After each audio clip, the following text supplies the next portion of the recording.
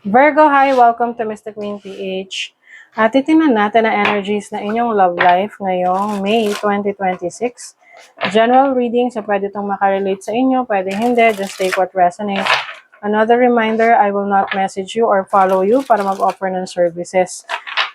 So mag-ingat kayo sa mga fake accounts and scammers. Kung gusto niyo ng private reading, just go to my website, mysticqueenph.com, or you can book directly sa aking calendar. Link on the description or sa comment section. Okay, Virgo. Let us see the energy ng relationship ninyo, love life ninyo, ngayong May 2026. Reaching out first. Oh, okay. So, meron ditong, it's either ikaw gusto mo mag-reach out sa person mo or merong magre-reach out sa'yo, gusto kang kausapin, gusto makibalita sa nangyayari sa life mo ngayon. Someone wants to initiate conversations. Oh, okay. So, yung iba sa inyo, mag-ingat, okay? Kasi pwedeng itong person na gusto mag-initiate ng conversation sa'yo or gusto mong mag-reach out, gusto mo na ikaw mag-reach out sa taong na to, pwedeng mag-create ng problema, okay? Let's say, ito yung ex mo, okay? Na gusto mag-reach out sa'yo, pero meron ka ng relationship ngayon. So, pwedeng maging problema yan, no? With the person that you're dealing with. Or ikaw, gusto mo mag-reach out sa ex mo and meron na palang karelasyon. So, yeah, that may create some, challenges. Now, merong speculation, okay. So, merong nangyayari. Let's say, nangyayari sa ex mo. Pwede kasi may energy ng ex dito. Sa ex mo na parang you want to know what's going on kasi interesado ka pa. Or, yung ex mo, interesado sa nangyayari sa buhay mo ngayon kasi interesado pa siya sa'yo. Na parang, alam mo yun, nagmamatsyag, wants to see what's going on in your life right now, stalking you. You have the Ten of Wands. You have a lot of responsibilities. You feel na parang it's too much. This relationship, maaring you feel na ang daming kailangang asikasuhin, ang daming kailangang gawin, ang daming kailangang panindigan. But with the High Priestess here, you keep it to yourself. Hindi mo to sinasabi sa iba. Even sa person that you're dealing with, you don't really discuss how you feel about this relationship. Pwede kasing pinapakita mo na sa'yo, okay lang.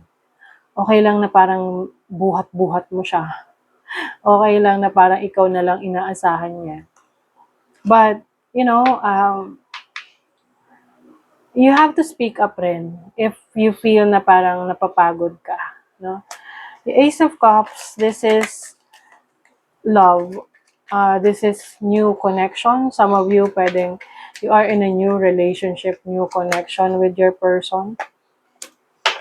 You have the Five of Swords. Okay. Parang, I feel like someone wants to come back. Okay? Merong pwedeng manggulo. Kung halimbawa kayo ay in a relationship ng person mo, pwedeng may babalik or magta-try na manggulo sa relationship niyo. It's either sa past ng person mo or sa past mo. Mag-ingat kasi pwede itong maging reason ng problema sa relasyon mo. Magkakaroon ng trust issues. Pwedeng magkaroon ng yung parang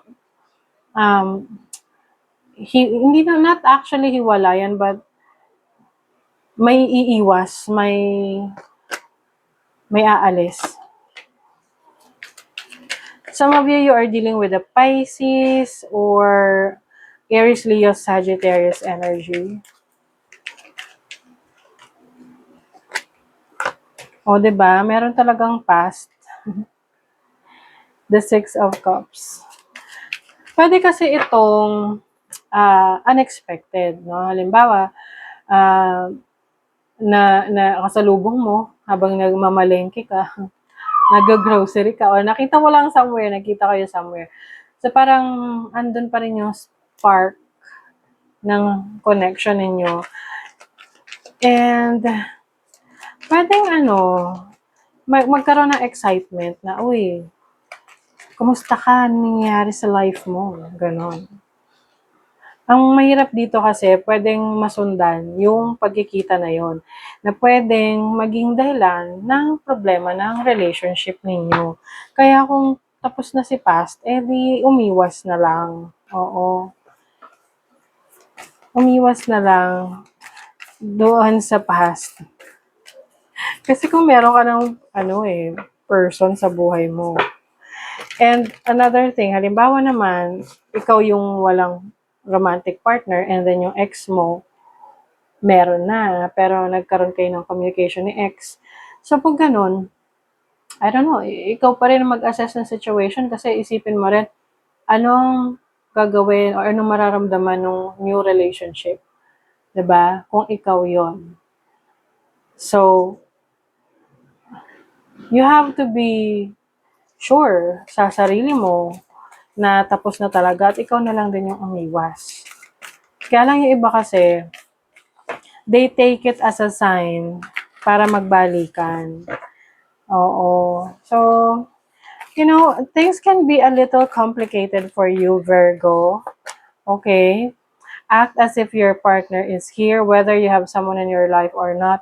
Act as if they are with you, so you will always consider them. Naku, nandun pa rin kasi siguro yung feelings, no?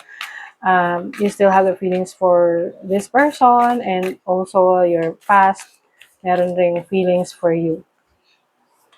Parang nami-miss niyo yung isa't isa. Oh my God, may forgiveness dito, oh.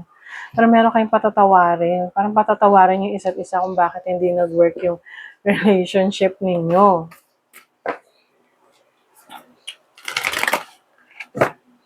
Nothing is gained by holding on to past disappointments. Diba? Nagkaroon ng past disappointments, but I feel yung iba sa inyo, na maaaring nagkaroon ng comparison, na-compare nyo yung energy ng new person nyo tsaka yung past ninyo. And you realize na mas maayos yung sitwasyon nyo or parang you feel more loved or in love sa past. Kaya lang, I don't know, this is a complicated situation. O, choose love. You always have a choice, make yours with love. O, ayan na ang sign. Kung kailangan mong pumili, piliin mo yung tao na talagang alam mong mahal mo at mahal ka rin. Oo. Minsan, meron talagang masasaktan. Kung meron kailangang masaktan. But, at the end of the day, you will choose love. Okay? So that is your reading. Virgo, thank you so much. See you again.